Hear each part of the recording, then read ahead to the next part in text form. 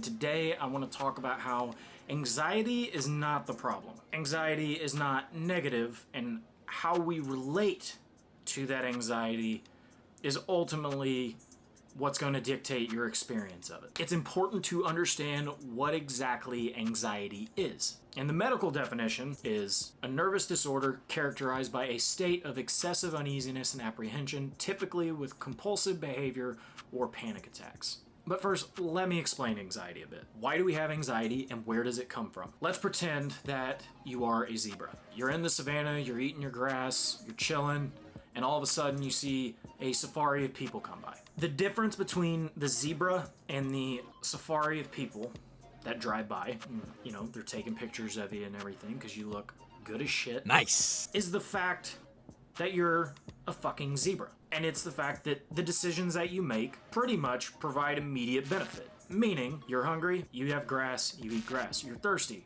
you drink water. You see a lion, you're getting hunted, oh shit. These are things that provide some sort of immediate response to the anxiety that you have and through the actions that you take in order to alleviate that anxiety. And we have that. We get hungry, we eat, we're thirsty, we drink, and so on. Scientists call this the immediate reward environment. And this is because all of the decisions that you make as a zebra are based on in the present right now or in the near future. Now let's take a look at the group of safari people, us as humans.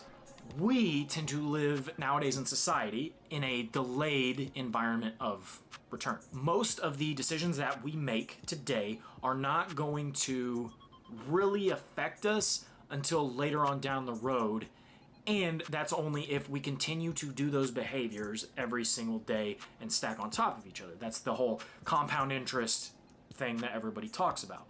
Small little things day to day lead up to big results later on. The problem is that our brain didn't necessarily evolve in order to do that. That has been just a societal construct that has happened over time as we have evolved as a species. When we started coming together as communities and groups, we started to think, oh, next winter we need to make sure we have plenty of food storage so we don't have a shortage like the last winter. And this is where that anxiety kicks in. So those things we think about further on in the future, we also play out in our head over and over and over.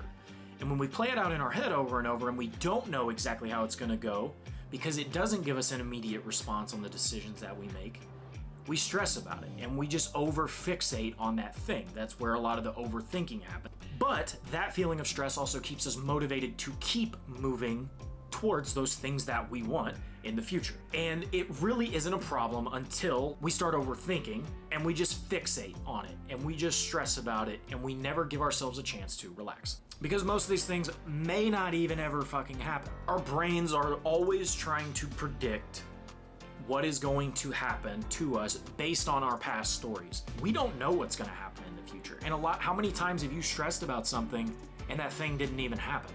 So you spend all this energy stressing, pulling your hair out, just to have that thing not come to fruition. First, we have to understand the number one cause of anxiety is our incessant need for some form of security. Whether it's financial, work, emotional, we just need to feel that we are secure in that particular area that we are focused on. You can look at a bazillion different types of common causes of anxiety, what causes it, try to dissect it. All of them come down to this basis of feeling secure in where we are. Socially, we know we need a secure support system. We know we need that people that care about us. We need to be accepted. We need love in our relationships. We need connection.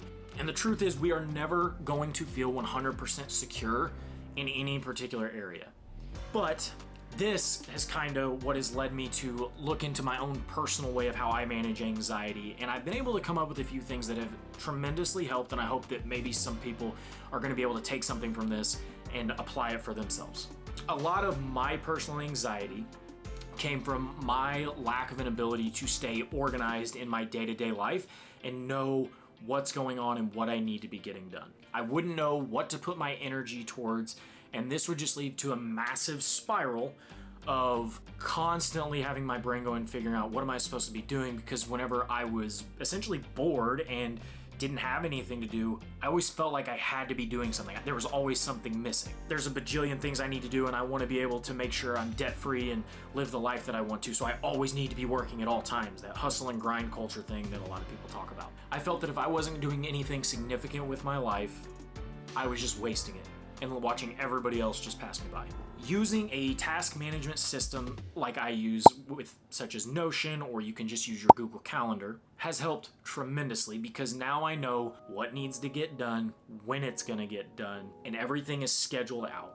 And because of that, I can see it physically. I can know that if everything is done, I can relax, I can do whatever I want to do that is fun and satisfying for me. The immediate reward aspect of this comes from being able to check off those boxes. But because I also have a system in place, I know if I'm hitting those boxes every single time I hit check and done, I am one step closer to the goal to where I want to be. And in thinking about the principle of compound interest, I know if I just keep doing those things over and over and over, it's going to compound, and I'm going to end up with far better results anyway if I just stay consistent and do the little things every day. The next thing that I did was getting off of social media. I found that whenever I would get on social media and start seeing people that were about my age, more successful than me, I would start comparing. And when I started noticing that while I was scrolling Twitter, while I was scrolling Instagram, I would decide just to get off, put my phone on Do Not Disturb, and start working on something and producing something, whether that is a spreadsheet for work or something to organize my life. It didn't really matter. Just producing something of value, or even just cleaning. Little things like that. I started to notice my anxiety would go down because I wouldn't compare myself as much to my peers that appear to be doing better than me, but the truth is everybody just has different values, and everybody starts from different places, and you have to be able to find where you are starting from and understand that your starting line is different than everybody else's. And sometimes you just have to get to work, and there's only certain things that you can do that nobody else can. This is one that you don't realize the benefits immediately, but genuinely, if you just do it for a week to two, if you just, 2 weeks, give it 2 weeks where, during working hours or whatever, you put your phone on Do Not Disturb and you stay off social media.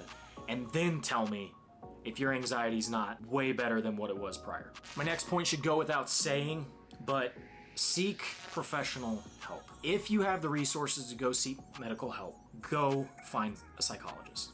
I went to a professional to figure out the problems with a lot of what I was having.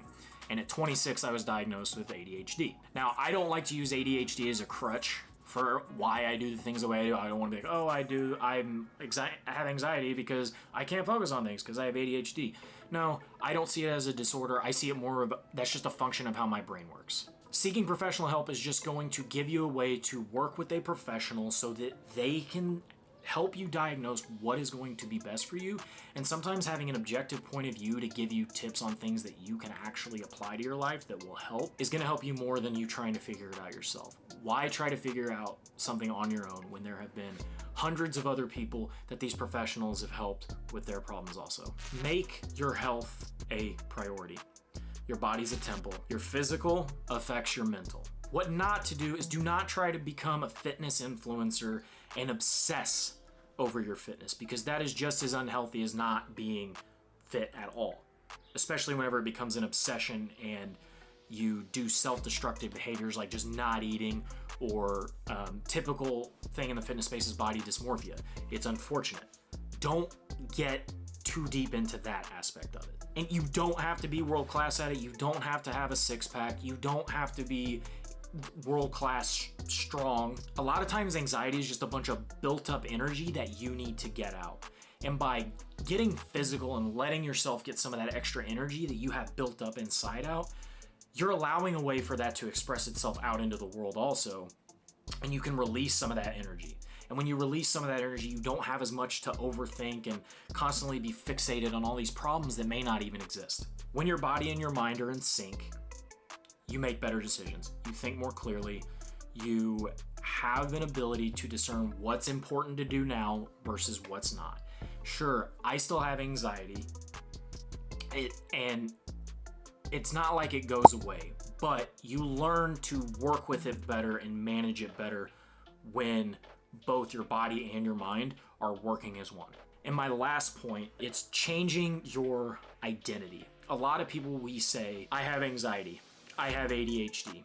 You label yourself as having that thing, and that is a problem, rather than, hey, I have symptoms of ADHD and I sometimes experience some anxiety. In my experience, suffering always came from my identity that I was giving myself. I was telling myself I have ADHD, I have anxiety, I am all these things, right? And the words that we tell ourselves are insanely powerful. And the stories that we constantly tell ourselves over and over again about what we suffer with, that becomes the thing that we focus on. And whenever you focus on something, that thing continues to grow. It kind of goes with the out of sight, out of mind concept. You cannot allow these things to take power over you.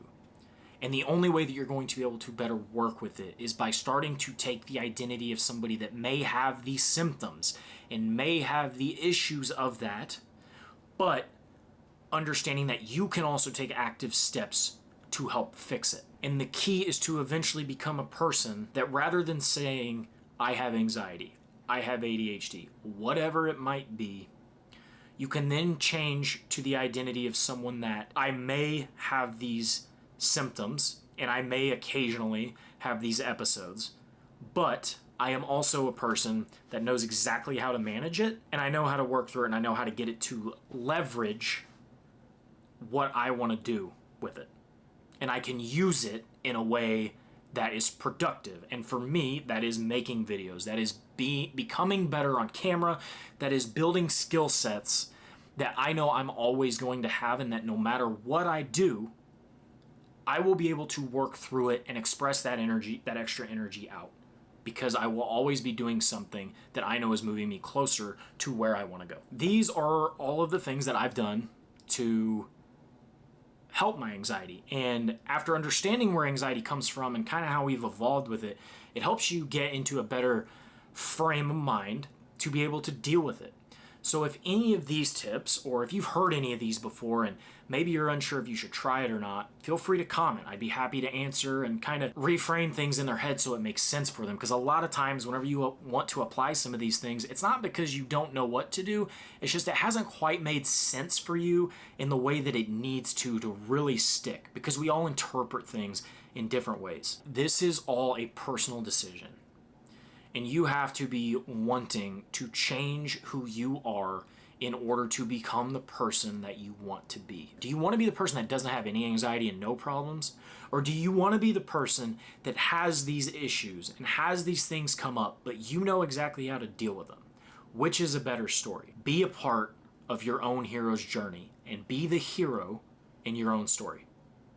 Until next time, thanks.